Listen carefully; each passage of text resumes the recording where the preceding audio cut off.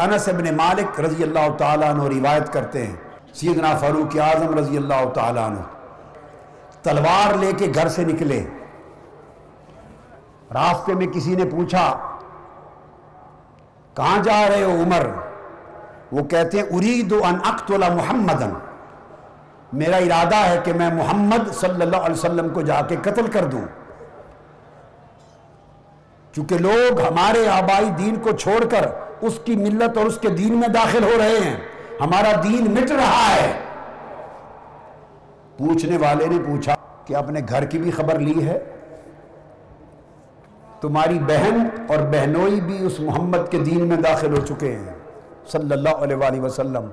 تلوار کے ساتھ واپس پلٹ گئے، گھر میں داخل ہوئے، کھڑکی کے قریب آواز سنی، آواز آ رہی تھی، دیکھا تو ان کی بہن سورہ طٰہٰ کی تلاوت کر رہی ہے۔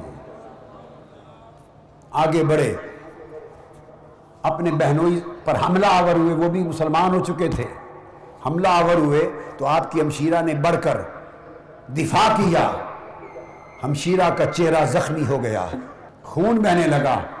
ہمشیرہ نے اتنا جملہ بولا، بھائی عمر تو نے بڑا غضب کیا۔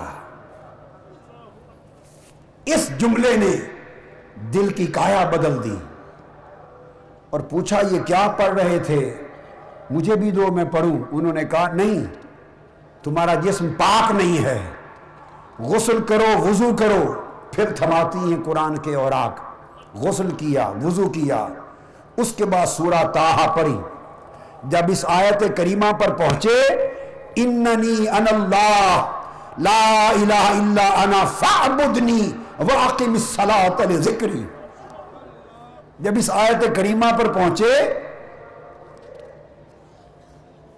تو دل کی کایا پلٹ گئی، ارادہ بدل گیا، توبہ نے جنم لے لیا۔ تو کہنے لگے اپنی ہمشیرہ کو اور بہنوئی کو، مجھے بھی محمد کے پاس لے چلو۔ یہ ایک روایت ہے جو انس بن مالک رضی اللہ تعالیٰ عنہ سے مروی اور زیادہ معتبر اور مستند روایت ہے، ان کے ساتھ گئے۔ اور دوسری روایت ہے کہ وہ ڈائریکٹ آقا کی بارگاہ میں تلوار کے ساتھ چلے گئے۔ کسی صحابی نے دیکھا تو آقا علیہ السلام کو اطلاع کی، یا رسول اللہ عمر تلوار لے کے آ رہا ہے۔ فرمایا دیکھتے ہیں ارادہ کیا ہے، چونکہ میں نے جو رب سے مانگا تھا کہ عمر ابن الخطاب یا عمر ابن شام، دو میں سے ایک عمر دے دے مولا۔ عمر داخل ہو گئے، تلوار ہاتھ میں ہے۔ آقا نے پوچھا عمر کس ارادے سے آئے ہو؟ بس نگاہ جو چہرے مصطفیٰ پہ پڑی، سوال کا جواب دینے کی سکت نہ رہی، تلوار ہاتھ سے گر گئی، تلوار ہاتھ سے گر گئی۔ عرض کیا آقا آیا تو کسی اور ارادے سے تھا، آیا شکار کرنے تھا، لیکن چہرے نے خود شکار کر دیا ہے۔ تائب ہو کر قدموں پہ گر پڑے، حضور نے کلمہ پڑھا لیا۔ جب کلمہ پڑھا تو کہنے لگے کہ آقا اب کلمہ پڑھ لیا ہے میں نے، اب عبادت بیت ارکم میں نہیں ہوگی، اخرج یا رسول اللہ۔ اب عمر قربانی دینا چاہتا ہے، اب نکلیے سیرے کعبہ میں اور برسر عام اللہ کی توحید کا نعرہ بلند کیجئے۔ نتیجہ کیا ہوا؟